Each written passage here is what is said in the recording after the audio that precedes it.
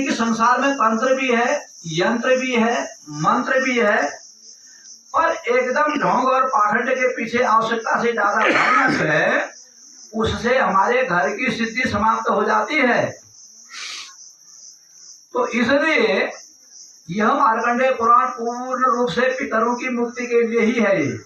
अगर हमने इसको सुना, इसमें अवगाहन किया, तो जितने भी हमारे कुल में किसी की अल्प मृत्यु हुई होगी, किसी की आधी अवस्था में मृत्यु हुई होगी, किसी की तड़प के हुई होगी, किसी के अन्य कारणों से हुई होगी, कोई भूत आत्मा में भी होगा, कोई प्रेत के आत्मा में भी होगा, ये है तो गलत नहीं, ये तो सब है।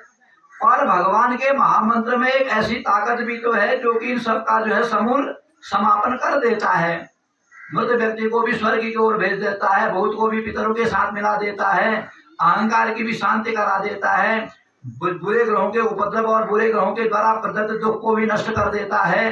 तो ये तो संजीवनी विद्या है। इसलिए हम सबको भगवान की ओर बढ़ने के लिए ही प्रेरणा यह शास्त्र देते हैं। तो हिरण्यकश्यपु भी जंगल को चला गया, भगवान ने उनकी पत्नी कयाधु को जो है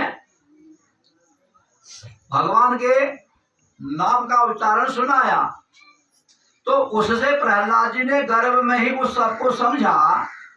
जब वो पैदा हुए तो वो रोके पैदा नहीं हुए, तो उन्होंने कहा श्री राम नाम जपतां कुतो भयम सर्व पाप समनेक भेख जम्मा पश्यतात मम गात सन्निधो पावकूपि सलिलायते धुना।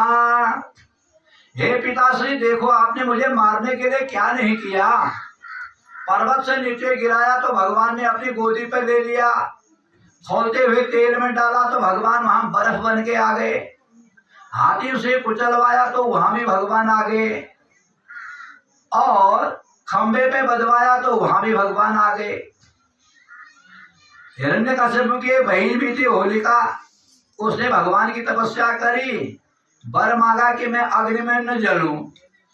तो अग्नि देवता ने कहा तू अग्नि में कभी नहीं जलेगी, लेकिन जिस दिन भगवान के भक्त को गोद में लेके जलाने की कोशिश करेगी उस दिन खुद जल जाएगी। तो हिरण्यकश्यप की सम्मति से उसने प्रहलाद को गोदी पर बिठाया। प्रहलाद जी तो नहीं जले, लेकिन वो खुद जल गई जिसकी हम होलिका जलाते हैं।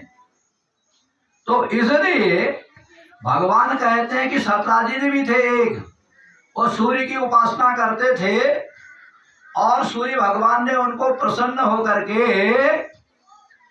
एक मणि दे दी, उसका नाम था स्यमंतक मणि।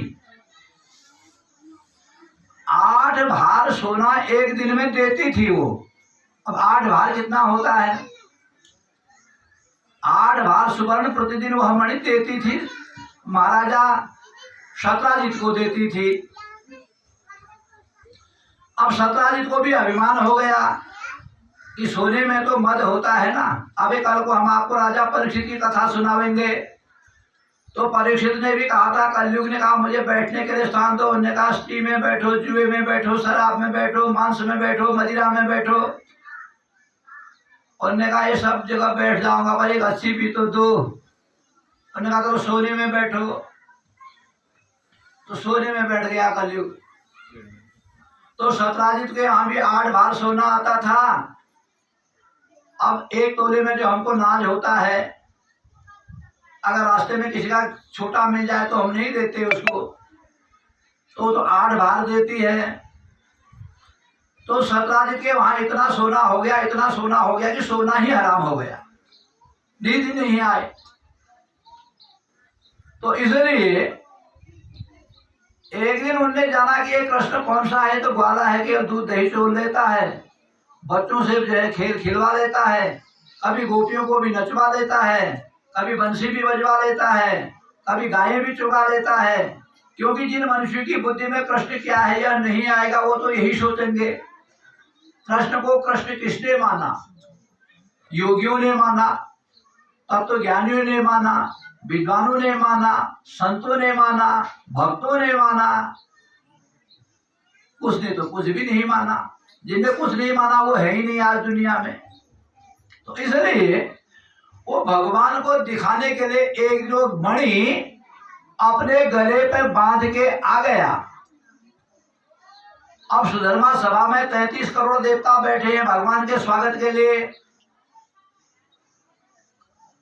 उनकी 16,108 पत्नियां हैं भगवान कन्हैया की, वो भी बैठी हैं।